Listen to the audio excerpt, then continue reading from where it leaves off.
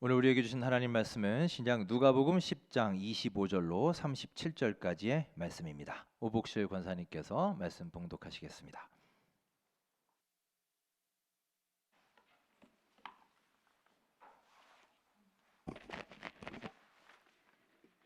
어떤 율법 교사가 일어나 예수를 시험하여 이르되 선생님 내가 무엇을 하여야 영생을 얻으리까? 예수께서 이르시되 율법에 무엇이라 기록되었으며 내가 어떻게 읽느냐?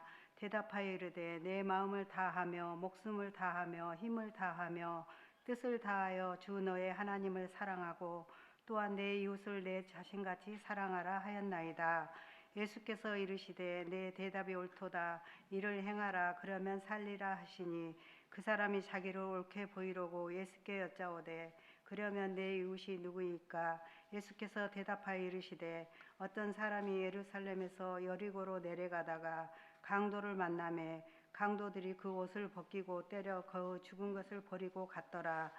마침 한 제사장이 그 길로 내려가다가 그를 보고 피하여 지나가고 또 이와 같이 한 레위인도 그곳에 이르러 그를 보고 피하여 지나가되 어떤 사마리아 사람은 여행하는 중 거기에 이르러 그를 보고 불쌍히 여겨 가까이 가서 기름과 포도주를 그 상처에 붓고 싸매고 자기 짐승에 태워 주막으로 데리고 가서 돌보아 주니라.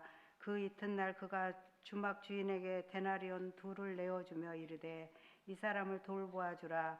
비용이 더 들면 내가 돌아올 때에 갚으리라 하였으니 내 생각에는 이 세 사람 중에 누가 강도 만난 자의 이웃이 되겠느냐? 이르되 자비를 베푼 자이니이다. 예수께서 이르시되 가서 너도 이와 같이 하라 하시니라. 아멘. 반갑습니다. 오늘도 예배하는 우리 모두에게 우리 주 하나님의 크신 은혜와 사랑이 가득히 넘치시기를 소망합니다. 함께 서로 인사 나누겠습니다. 반갑습니다. 잘 오셨습니다. 주님의 은혜와 평강과 사랑 충만하시기를 기원합니다. 여러분 반갑습니다. 오늘은 우리 교단 한국기독교장로회 총회에서 정한 여신도 주일입니다. 그리고 2부 예배는 여신도의 주관으로 헌신 예배로 드립니다. 오늘 모든 여신도 회원들과 그 가정에 하나님의 크신 은총이 늘 함께 하시길 소망합니다. 자, 올해 2025년 우리 교회의 표어가 이 앞에 나와 있죠. 자, 함질함울입니다. 함질함울 무슨 뜻이라고 했죠?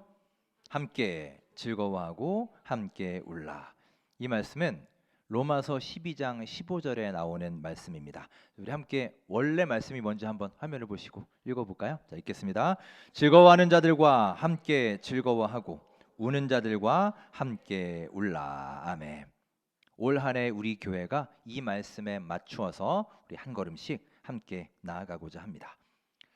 오늘은 먼저 우리가 함께 즐거워하고 함께 울어야 될 우리의 이웃에 대해서 함께 나누어 보겠습니다.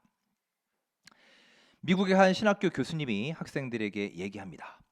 다음 수업에는 절대로 늦으면 안 됩니다. 아주 중요한 내용이 있으니 절대로 늦지 않도록 주의하세요. 몇 번이나 강조를 했습니다. 한 주가 지나서 다음 수업 시간이 되었습니다. 교수님이 앞에 앉아 있고 학생들이 한 명 한 명 들어오는데 늦지 말라고 그렇게 강조를 했음에도 여전히 늦게 오는 학생들이 있었습니다. 자, 그러자 교수님이 그 늦게 온 학생 중 한 명에게 묻습니다. 학생은 오늘 왜 늦었나요? 그러자 그 학생이 말하기를 오늘 학교에 오는데 학교 입구 앞에 누가 쓰러져 있는 거예요.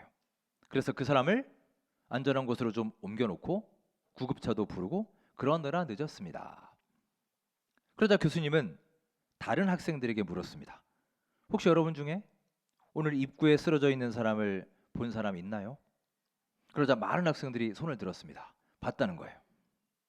자, 교수님은 그러면 그 사람에게 뭔가 도움을 주거나 조치를 취한 사람 한번 손들어 보세요. 학생들이 조용해졌습니다. 이어서 교수님이 말합니다. 오늘 수업은 특별 강사 한 분을 모시겠습니다. 자, 앞으로 강사님 나와주세요. 저쪽에서 이제 한 명이 앞으로 걸어 나옵니다. 학생들이 그 강사님을 보고 다들 깜짝 놀랐습니다. 자, 왜 놀랐겠어요? 예, 눈치채셨죠? 예, 아까 학교 입구에 쓰러져 있던 그 사람이 바로 오늘 특별 강사였던 것입니다. 교수님이 말합니다. 오늘의 강사는 바로 이분이고 오늘 수업의 내용은 바로 이것입니다. 하면서 칠판에 오늘 그 수업의 제목이 딱 나와 있습니다. 그 제목이 바로 선한 사마리아인의 비유였습니다. 그 강사는 실제 배우였고 선한 사마리아인의 비유에서 강도 만난 자 역할을 학교 입구에 시켜놓고 학생들이 한 명 한 명 들어올 때 그들의 반응을 통해서 심리학 수업을 진행한 것입니다. 이 이야기는 1973년 미국 프린스턴 신학교에서 있었던 실화입니다. 교수님이 좀 더 리얼하게 이 내용을 전달하기 위해서 미리 배우를 섭외해놓고 이 실험을 한 것입니다. 그들이 왜 그 사람을 돌보게 되었는지, 또 혹은 왜 그냥 지나쳐가게 되었는지, 혹은 그 사람을 돌보면서 어떤 마음이 들었는지 함께 공유하고 나누는 시간을 가졌습니다. 여러분, 이 질문을 오늘 내 자신에게 한번 던져보면 어떨까요? 가령 오늘 사업상 아주 중요한 약속이 있습니다. 늦으면 안 되겠죠? 혹은 오늘 몇 시에 우리 아들, 우리 딸 원서 접수 마감이에요. 늦으면 끝입니다. 그런데 거기 가는 도중에 누가 이렇게 쓰러져 있습니다.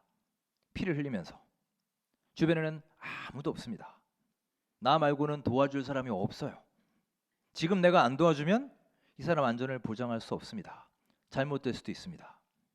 그럴 때 여러분은 어떻게 하시겠습니까? 내 손해를 감수하면서까지 그를 돌볼 수 있을까요? 여러분, 이게 우리 현실로 들어오면 대단히 어려운 문제입니다. 자, 이 질문을 가지고 오늘 본문으로 들어갑니다. 오늘 말씀은 예수님이 율법 교사에게 들려주신 비유입니다. 흔히 우리가 선한 사마리아인의 비유로 부르는 이야기입니다. 한 행인이 예루살렘에서 여리고로 가다 강도를 만납니다. 그 강도는 그를 잔인하게 때리고 옷까지 벗겨놓고 도망을 갔습니다. 그는 쓰러져서 거의 죽어가고 있었습니다. 그때 세 사람이 차례대로 그곳을 지나갑니다. 첫 번째 사람이 그 길을 지나다가 쓰러져 있는 행인을 보게 됩니다. 그 사람은 제사장이었습니다. 쓰러진 행인은 누군가 다가오는 인기척을 느꼈겠죠. 이제 살았구나. 저 사람은 나를 도와주겠지. 안도의 한숨을 쉬었을 것입니다. 하지만 너무나 무심하게도 그 제사장은 죽어가는 사람을 보고서도 그냥 지나쳐 버렸습니다. 그러면 이 제사장은 어떤 사람이냐? 제사장은 수많은 사람들을 대표해서 하나님께 제사하는 사람이에요. 즉 하나님과 우리 백성 사이를 중재하는 사람, 그러니까 중요한 영적 지도자입니다. 그야말로 구별된 사람이죠. 누구보다 생명을 소중히 여겨야 될 이 제사장이 그를 그냥 지나쳐 버린 것입니다. 왜 그는 그냥 지나쳤을까요? 아니, 사람이 쓰러져 있으면 그냥 보통 사람이라도 어떻게든 도와주는 게 인지상정 아닙니까? 그러니 그의 행동은 잘 이해가 되지 않습니다.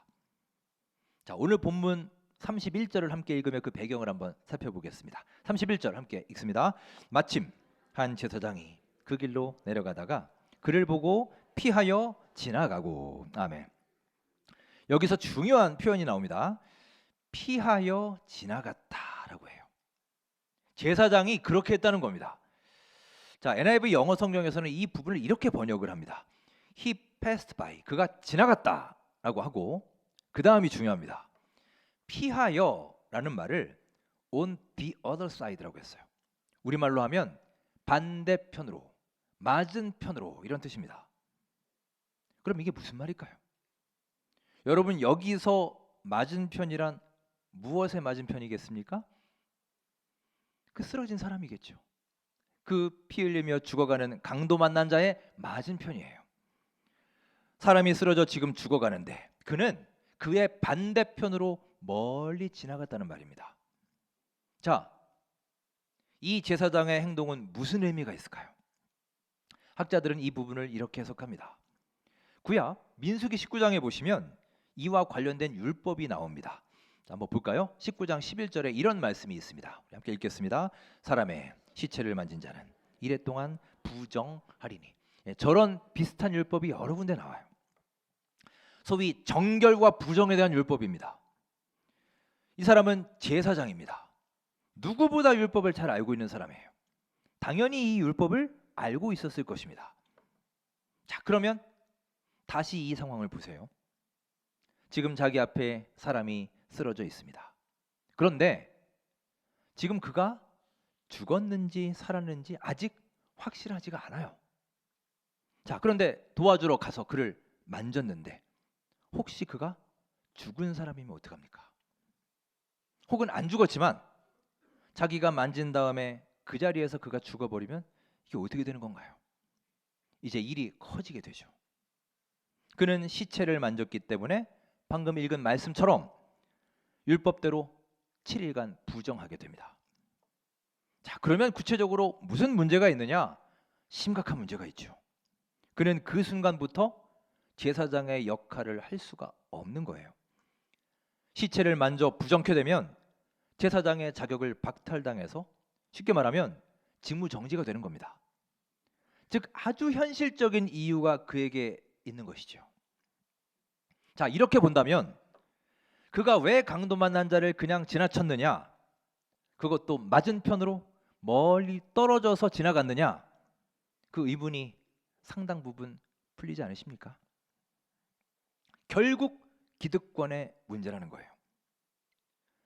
즉 지금 자기가 가지고 있는 그 권리, 제사장의 권한, 그 기득권을 잃어버릴까 두려워서 그 사람에게 가까이 다가가지 못했던 것입니다. 혹시 그러다가 다치는 않을까? 그래서 그것이 두려워 멀찍이 떨어져서 맞은편으로 지나간 것입니다.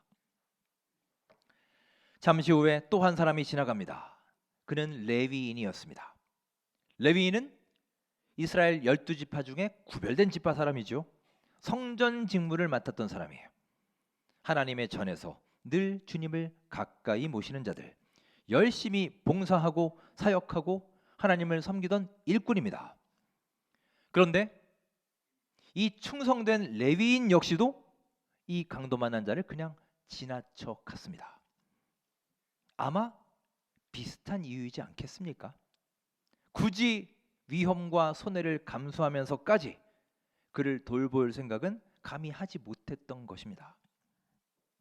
자, 그러니 제사장과 레위인, 소위 가장 충성스러운 영적 지도자라 할 수 있는 이 두 명이 결국 이웃이 죽어가는 현장을 그냥 지나쳐 버린 것입니다.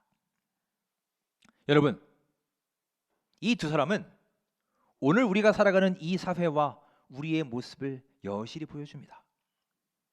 오늘날 이 사회의 모습이 어떻습니까? 오늘을 눈물이 메말라 버린 시대를 하지 않습니까? 이제는 이웃의 아픔에 쉽게 공감하지 못하고 눈물 흘리지 않고 또 이웃의 기쁨에도 함께 즐거워하고 기뻐하지 못합니다. 진심으로 그리하기가 어렵습니다. 교회의 모습은 어떻습니까? 교회라고 많이 다르지 않습니다. 한 생명, 한 영혼보다 내 자리, 내 권리, 내 이권을 더 귀하게 여기는 그런 우리의 모습이 아닙니까? 자, 이렇게 되니 그 쓰러진 자의 마음이 어땠을까요? 두 사람이 지나갔지만 그것도 하나님 앞에 가장 열심인 지도자 두 명이 그냥 자기를 지나쳐 간 거예요.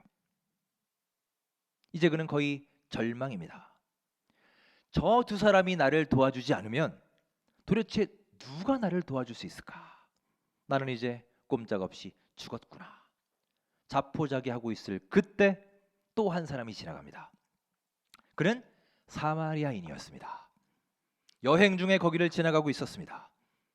하지만 솔직히 그는 그닥 큰 기대를 할 수가 없었어요. 왜냐? 당시 사마리아인과 유대인은 서로 민족 간의 원수지간이었기 때문입니다. 자, 민족 간에 그런 감정이 있을 수가 있죠. 우리나라도 지금은 많이 나아지긴 했지만 여전히 우리는 일본이라는 나라에 대한 민족적 반감이 많이 남아있지 않습니까? 심지어 전쟁과 아무 상관없는 아이들도 그래요. 그냥 일본이 싫답니다. 그래서 우리 스포츠 한번 하면 한일전이라도 하면 난리가 나죠. 선수들 눈빛부터 달라지지 않습니까? 언젠가 여러분 야구 선수 이대호 아세요? 그 이대호 선수가 인터뷰하는 것을 본 적이 있습니다. 그날 야구 한일전을 우리가 이겼어요. 이대호 선수가 이제 결승타를 쳐서 우리가 이겼는데 그 인터뷰에서 그러더군요. 오늘 일본한테 지면 우리는 비행기도 못 타고 그냥 헤엄쳐서 집에 가야 된다. 이 각오로 임했습니다. 이제 그 정도 각오로 임한다는 거예요. 이게 바로 민족적 감정입니다. 이런 민족의 억눌림, 분 이런 것들은 쉽게 극복되지 않습니다. 유대인과 사마리아인과의 관계도 이러했다는 거예요. 일찍이 이스라엘이 포로 생활을 할 때 그들이 이방인들과 결혼을 하기 하죠. 그래서 태어난 혼혈 민족이 바로 사마리아인입니다. 그래서 혈통을 아주 중시하는 유대인들은 이 사마리아인들을 보면서 혈통적 정통성도 없는 사람들, 아주 그들을 경멸하고 상종도 하지 않았습니다. 자, 이런 배경 속에 지금 유대인이 사마리아인의 눈앞에서 죽어가고 있는 겁니다. 어찌 보면 이 사마리아인은 지금 이 사람을 그냥 모른 척하고 지나갈 만한 충분한 명분과 이유가 있는 사람이에요. 그런데 정작 그는 이 강도만한 자를 돌보아주고 정성껏 사랑을 베풀었습니다. 참 아이러니하게도 절대 지나쳐서는 안 될 사람은 다 그 현장을 외면했고 정작 도움을 주기 가장 어려운 입장의 사람이 이웃을 돌보게 된 것입니다. 자, 물론 이 얘기는 실화가 아니라 예수님이 하셨던 비유입니다. 중요한 것은 왜 예수님이 이 비유를 말씀하셨는가라는 이유와 배경이죠. 자, 배경을 보실까요? 한 율법 교사와 예수님이 대화를 합니다. 먼저 율법 교사가 질문을 하죠. 자, 뭐라고 질문하는지 볼까요? 우리 25절 함께 읽겠습니다. 어떤 율법 교사가 일어나 예수를 시험하여 이르되 선생님, 제가 무엇을 하여야 영생을 얻으리이까? 언뜻 보면 영생에 대한 참 중요한 질문이기는 하지만 그 의도가 불순합니다. 그가 질문을 한 의도는 예수님을 시험하기 위해서 그런 거예요. 예수님은 당연히 그의 의도를 파악하고 이렇게 말씀하십니다. 율법에 다 나오지 않느냐? 너는 율법 교사잖아. 너 율법을 잘 알잖아. 그래, 네가 아는 율법에서 뭐라고 하더냐? 그는 거침없이 답을 합니다. 주 너의 하나님을 사랑하고 내 이웃을 내 몸같이 사랑하라 하셨습니다. 그러자 예수님은 내 말이 맞다. 그렇게 행하라. 그러면 내가 살 것이다. 라고 말씀하시죠.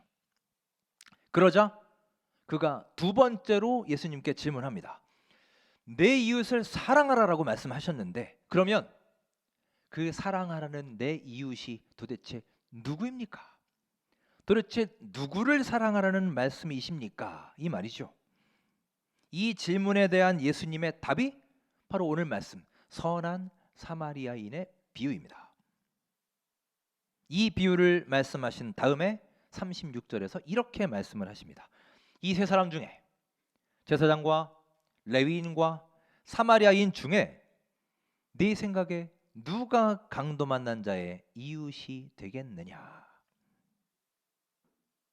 답은 뻔하지만 그런데 여러분 이 말씀을 잘 보시면 뭔가 좀 이상한 부분이 있습니다. 율법 교사가 예수님께 했던 이 질문하고 예수님이 하셨던 이 대답하고 가만히 보면 서로 핀트가 맞지 않아요. 다시 볼까요? 율법 교사가 내 이웃이 누구입니까? 라고 물었습니다. 그러면 답이 너의 이웃이 누구다? 라고 답이 나와야 되잖아요. 그런데 정작 답은 하지 않고 누가 강도 만난 자의 이웃이 되겠느냐? 라고 되묻고 계십니다. 여러분, 이 질문과 답을 통해서 우리는 두 사람의 근본적인 차이를 알 수 있습니다. 먼저 이 율법 교사의 관심은 무엇입니까? 그는 오직 자기가 관심입니다. 자기가 영생을 얻는 데 있습니다. 내가 구원받고 내가 살기 위해 이웃을 사랑해야 되는 거예요. 모든 것이 자기를 향하고 있습니다. 그러니 그는 내 이웃이 누구냐? 이 문제가 궁금할 수밖에 없고 매우 중요한 문제일 수밖에 없죠. 하지만 예수님은 전혀 다른 차원의 질문을 하십니다. 누가 강도 만난 자의 이웃이 되겠느냐? 누가 저 어렵고 불쌍한 자의 이웃이 되어줄 수 있느냐? 이것을 묻고 계십니다. 우리 예수님의 관심은 어디에 있습니까? 우리의 이웃에게 있습니다. 그 방향이 나를 향해 있는 게 아니라 이웃을 향해 있습니다. 그러면 여러분, 여기서 다시 한번 질문합니다. 앞서 말했던 이 율법 교사의 질문, 내 이웃이 누구입니까? 라는 이 질문을 이 예수님의 관점으로 전환하면 어떻게 될까요? 즉, 나를 향한 방향이 아니라 이웃을 향한 방향으로 그 질문을 전환시키면 내 이웃이 누구입니까? 라고 질문할 것이 아니라 어떻게 해야 되겠습니까? 나는 누구의 이웃입니까? 나는 누구의 이웃이 될 수 있겠습니까? 이렇게 질문을 해야 되는 거죠. 그래야 예수님과 서로 소통이 될 수 있는 것입니다. 지난 2013년에 개봉한 영화가 있습니다. 잠깐 포스터를 보시면 Life of Pi라는 영화가 있습니다. 아마 보신 분 계실 겁니다. 평론가들 사이에서도 아주 수작으로 인정받는 참 좋은 영화, 또 재미있는 영화입니다. 파이는 사람 이름입니다. 저 그림에도 나오지만 옆에 호랑이가 한 마리 있죠. 배 위에 한 사람과 호랑이 한 마리가 같이 있는 설정의 영화예요. 내용을 요약하면 이렇습니다. 파이의 가족은 인도에서 동물원을 운영하고 있었는데 운영이 힘들어져서 그냥 동물들을 배에 싣고 캐나다로 이민을 가게 됩니다. 그런데 도중에 폭풍우를 만나서 배가 파손되죠. 그때 간신히 살아남은 파이와 호랑이, 오랑우탄, 얼룩말, 하이에나 이런 동물이 이제 저 배 위에서 함께 바다를漂流하게 되는 스토리입니다. 자, 그런데 하루가 지나고 이틀이 지나고 너무너무 배가 고프기 시작하니 동물들은 이제 서로를 공격하죠. 그래서 다른 동물들은 다 죽고 말았습니다. 결국 저 그림에 있는 파이와 호랑이 딱 둘만 바다 위에 남게 되었어요. 끝없이 펼쳐진 태평양 한가운데 저 둘이 생존을 해야 됩니다. 그런데 저 둘이 며칠을 생존했느냐? 무려 227일 동안을 생존합니다. 227일이면 7달이 넘는 기간이에요. 물고기 잡아먹고 하면서 그렇게 생존한 거예요. 그리고 마침내 파이와 호랑이 둘 다 구조가 됩니다. 이 영화에서 참 재밌는 포인트가 있습니다. 자, 배 위에 딱 둘만 남게 된 거죠. 둘 다 지금 생사의 경계선에 놓여 있습니다. 뭐 까딱 잘못하면 죽는 거예요. 처음에는 이 둘 사이에 서로 신경전이 벌어집니다. 자, 배는 고프지요. 먹을 게 없습니다. 당연히 저 호랑이는 사람을 잡아먹으려고 하지 않았겠어요? 그리고 사람은 어떻게든 잡아먹히지 않으려고 호랑이를 피해 다니고 또 기회만 있으면 호랑이를 저 배 밖으로 밀어내려고 합니다.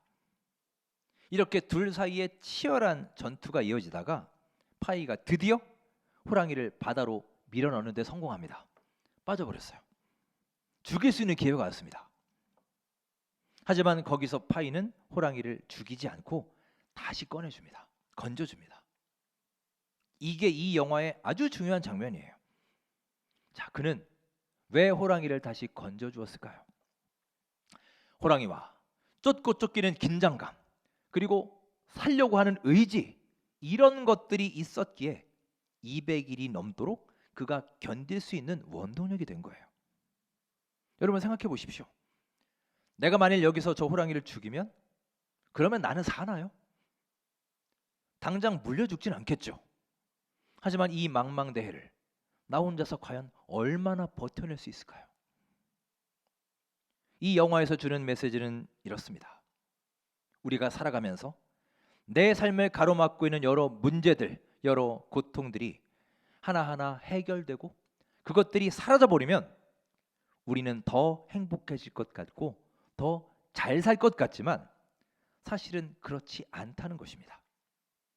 실제로는 이런 삶의 문제들과 치열하게 싸우기도 하고 때로는 넘어지기도 하고 상처도 입고 또 그것을 극복하는 그 과정 속에서 하나님의 뜻이 과연 어디에 있는지 깨달을 때 그리고 주님의 은혜에 감사하고 주님을 의지하며 살아갈 때 그게 바로 진정한 행복의 원동력이 된다는 것입니다. 여러분, 결국 이 영화에서 강조하는 것은 바로 이웃이에요.